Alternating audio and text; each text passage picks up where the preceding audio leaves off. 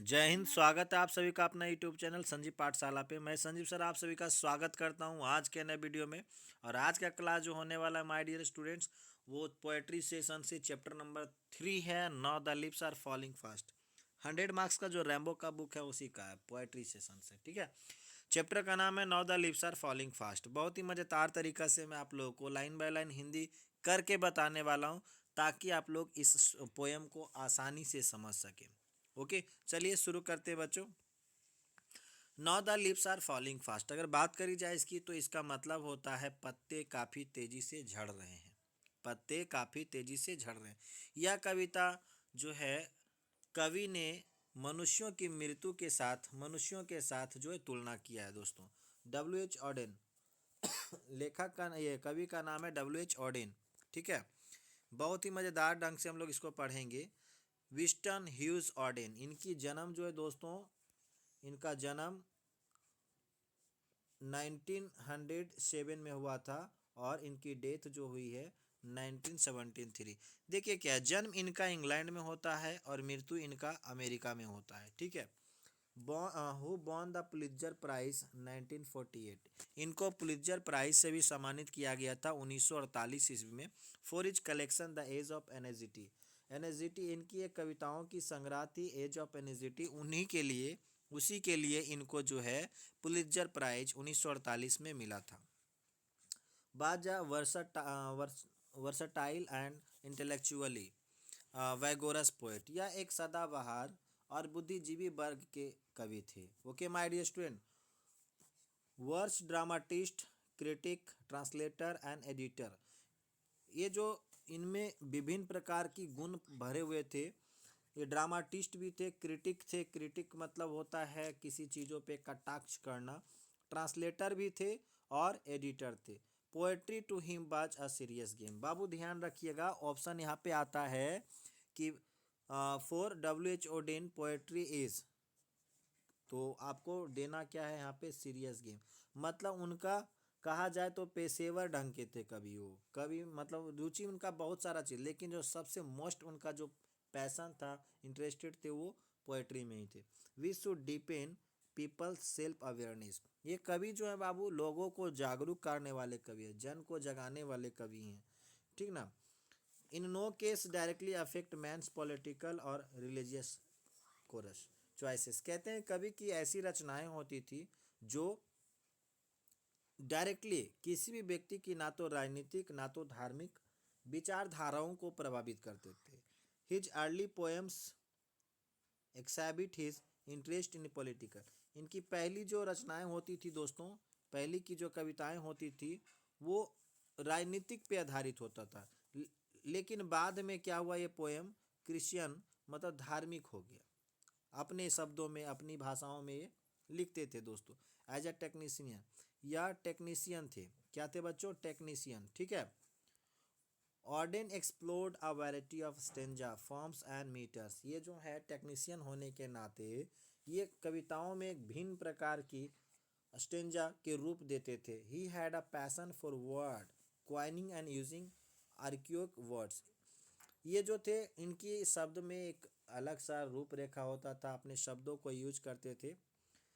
आगे की बात है दोस्तों, ये जो है आदमी अपने देश को छोड़ करके पूर्ण रूपेण से इंग्लैंड को छोड़ करके अमेरिका में बस जाते हैं। तो कहा जाता है कि इनकी जो वर्क है, इनकी काम है, दो भागों में बटा हुआ है। ठीक ना। और ये जो कविता हम लोग पढ़ेंगे यह एक लिरिक है, ध्यान रखिएगा दोस्तों, यह एक लिरिक है बच्चा। He left England he left England as 1939, जिस समय विश्व युद्ध चल रहा था ना, उसी समय शायद इन्होंने इंग्लैंड को छोड़ दिया and settle permanently in United state और पूर्ण रूपेण ये जो है अमेरिका में जाकर के बस जाते हैं। Auden's work is divided into British and American phases, इनकी जो भाग है बाबू, दो भागों में इनकी काम को बांटा गया है। एक ये तो शुरुआत वाला इंग्लैंड का हो गया, और दूसरा जो है बेटा वो अमेरिकन का है। ठीक है, अमेरिकन है। तो अगर पूछा जाए तो इनकी कितनी, दो भागों में इनकी जो है काम को बांटा गया है। ये सभी चीज़ जो है इनकी कुछ महत्वपूर्ण रचनाएं हैं। ओके, और अगर बात करी जाए बेटा थीम की, तो थीम अगर मैं बताना चाहूँगा आप लोगों को, तो थीम देखिए क्या है। The this poem talks about frustration inherent in human life. मनुष्यों की, इस कविता में बात करें मनुष्यों की घबराहट की, किसकी, मनुष्यों की घबराहट की। In this poem author says, इस कविता में कवि कहते हैं दोस्तों, all aspiration are not fulfilled, कहते हैं मनुष्य की हर चाहत, हर इच्छा की पूर्ति नहीं हो सकती।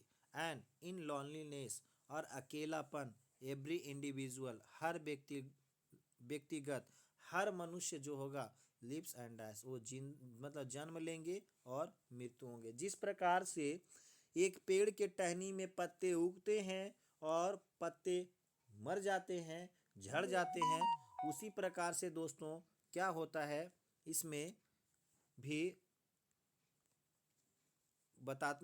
कवि बता रहे हैं कि मनुष्य जन्म लेता है और उनकी मृत्यु होती है। ओके माय डियर स्टूडेंट्स, चलिए अब शुरुआत करते हैं कविता की। तो इसको जो है 4 से 5, लगभग 1 2 3 4 5 स्टेंजा है दोस्तों इसमें, ठीक है। 5 स्टेंजा में हम लोग पढ़ेंगे now the leaves are falling fast. Now the leaves are falling fast कहते हैं पत्ते काफ़ी तेजी से झड़ रहे हैं। Nurses flowers will not last. और देखिए नर्सिस फ्लावर्स, यहाँ पे जो छोटे छोटे पेड़ जो होते, बड़े बड़े पेड़ों के नीचे में जो छोटे छोटे पेड़ होते हैं उसको कह रहे हैं, वो कभी उसका अंत होता नहीं है। Nurses to the grapes are gone. Nurses, देखिए क्या होता है, जो पत्ते झड़ जाते हैं वो कहाँ चले जाते हैं, ग्रेव मतलब कहा जाए तो कब्र में चले जाते हैं। जिस प्रकार से मनुष्य बुढ़ापा में मर जाता है और लोग उसे दफना देते हैं, कब्र में डाल देते हैं, उसी प्रकार से सूखे हुए पत्ते भी चले जाते हैं।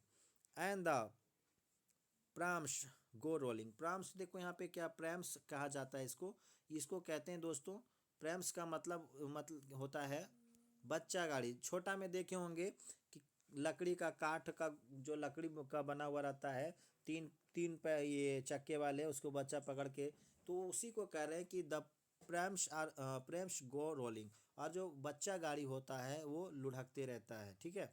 चलिए जी आगे का पैरा ये जो है जानेंगे बेटा, देखिए ध्यान से। कहते हैं whispering neighbours left and right. Neighbours मतलब यहाँ पे कोई पड़ोसी नहीं है बच्चा, ठीक है। ये मैसेंजर ऑफ डेथ है, ठीक है, जिसको हम लोग यमदूत कहते हैं। क्या कहते हैं, यमदूत। ये यमदूत जो है बाएं दाएं, विस्परिंग मतलब गप कर रहे हैं।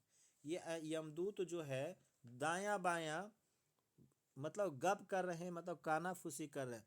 प्लक अस, पत्ते अपने बात करते, पत्ते कहते हैं प्लक अस मतलब हमें तोड़ के अलग कर देंगे, फ्रॉम द रियल डिलाइट, वास्तविक खुशियाँ से।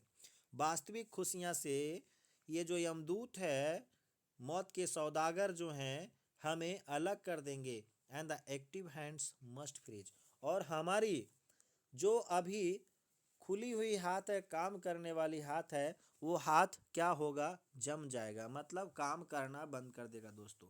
लॉनली ऑन द सेपरेटनेस, जब कोई व्यक्ति मर जाता है तो वो अकेला हो जाता है और उसकी केहूनी जो होता है वो अलग हो जाता है दोस्तों, सिकुड़ जाता है। ओके, तो यहाँ पे कवि कहना चाहते हैं कि जो व्यक्ति आया है वो एक ना एक दिन मरेगा ही। जिस तरह से पत्ते झड़ते हैं उसी तरह से मनुष्य भी अपने उम्र के हिसाब से बढ़ते जाते बुढ़ापा के बाद उनकी मौत हो जाती है और वो ग्रैब में चले जाते हैं। देखिए क्या आगे का पैराग्राफ, कहते हैं dead in 100 at the back. इस पेड़ के टहनी में हजारों, इस पेड़ के टहनी में हजारों पत्ते की जन्म हुई और हजारों पत्ते की मौत हुई। तो उसी प्रकार से कहते हैं इस धरा पे लाखों लाख लोग आए हैं, लाखों लाख लोग गए हैं। जितने लोगों की जन्म होती है, मौत तो तय है बेटा, जिसकी जन्म होती है उसकी मौत भी होना तय है। Follow wooden in our track, और कहते हैं जब पत्ते झड़ जाते हैं पेड़ से तो पेड़ क्या होता है, गंजा हो जाता है, सिर्फ उसमें जो बचते हैं लकड़ियां बचती है, पत्ते नहीं रहते हैं। आर्म्स रेस्ट स्टीपली टू रिप्रूव, और क्या होता है जी, भगवान ने हमें देखिए जन्म देता है लेकिन तरसा देते हैं, ठीक ना। इन फॉल्स एटीट्यूड्स ऑफ लव, ये पेड़ देखिए, पेड़ तो है जीवित है तब तक पेड़ दिखाता है कि मेरे में पत्ते हैं, लेकिन क्या होता है बच्चा, धीरे धीरे जैसे जैसे उसमें बुढ़ापा जाती है वो पत्ते गिर जाते हैं। इन फॉल्स एटीट्यूड्स ऑफ लव, ये दुनिया दिखावा का प्रेम है, कोई प्रेम करते नहीं है। कवि का मानना है ऐसा, जब अंत आता है तो कोई किसी को रोक नहीं सकते हैं। ओके, बहुत मार्मिक ढंग से इन्होंने वर्णन करी है, काफ़ी सरल शब्दों में। Starving through the leafless would, starving का मतलब होता है भूखा। जब पेड़ में पत्ते नहीं होते दोस्तों, तो पेड़ जो भूखे रहते हैं। लीफलेस मतलब ये पत्न विहीन कह सकते हैं, इसको पर्ण विहीन कहते हैं, ठीक ना। पर्ण विहीन हो जाते हैं पेड़। ऐसे भी हम लोग को बचपन में पढ़ाया जाता है कि पेड़ पौधे की जो भोजन होते हैं हरे पत्ते बनाते हैं, ठीक है। तो जब पेड़ में पत्ते नहीं होते तो उसका भोजन नहीं बनता, जिस कारण से पेड़ भूखे रहते हैं। Trolls run scolding for their food, और पिचास जो होते हैं अपने भोजन की खोज में इधर से उधर भटकते हैं। And the नेवर्स and the Nightingale is dumb, और नाइटिंगल जो है बुलबुल, वो गूंगा हो जाते हैं, ठीक ना, वो बोल नहीं पाते हैं। अगर बोला जाए दोस्तों कि and the Nightingale is boom एक डम, ये कौन सी कविता से ली गई है, तो आपको जवाब लगाना होगा सिर्फ और सिर्फ now the lips are falling fast and the angels will not come. और कहते परियां नहीं आएगी, आपको परियां खाना खिलाने के लिए नहीं आएगी, परियां आपको बचाने नहीं आएगी, क्योंकि जब मौत आएगा तो मौत आपकी होके ही रहेगी। ओके, चलिए आगे का पैराग्राफ है, लास्ट में देखिए क्या कहते हैं कविवर। कोल्ड इम्पॉसिबल अहेड, कहते हैं अभी जाड़ा आगे काफ़ी असंभव है। जाड़ा जो है अभी काफ़ी असंभव है। पतझड़ के समय में देखते हैं हम लोग के भारत में पतझड़ फरवरी के महीने से शुरू हो जाता है, फरवरी मार्च में, लगभग मार्च से शुरू हो जाते हैं पतझड़, और ये चलता है। तो उसके बाद गर्मी आता है, फिर बरसात होते हैं। तो अभी जो है जाड़ा का मौसम काफ़ी मुश्किल है। लिट्स द माउंटेन्स लवली हेड, और कहते हैं देखिएगा तो पहाड़ की जो चोटियां हैं वो काफ़ी खूबसूरत दिखती है। उस वाइट वाटरफॉल कुड ब्लेस, और उस पहाड़ के सादे जो झरना है वो आशीर्वाद देते हैं travellers in their last distress, जो यात्री हैं मतलब जो जन्म लिए हैं धरती पर, वो अपनी अंतिम यात्रा पे रहते हैं। तो कैसा लगा ये स्टोरी, ये पोयम आप लोगों को ज़रूर कमेंट सेशन में लिखिए। जो चैनल पे अभी तक न्यू हैं और चैनल को सब्सक्राइब नहीं किए तो दोस्तों आप मेरे चैनल को एक बार ज़रूर सब्सक्राइब करें और बेल आइकन को भी दबाइए। ये आपको जो एक एक सब्सक्राइबर, एक एक लाइक जो है हमें काफ़ी एनर्जी देता है, ताकि अच्छे अच्छे कंटेंट आप लोग को बना के दे, ताकि आप लोग सीख सकें। ओके, ज़्यादा कुछ मैं नहीं बोलूँगा, बस इतना ही। साथ देने के लिए सभी को जय हिंद।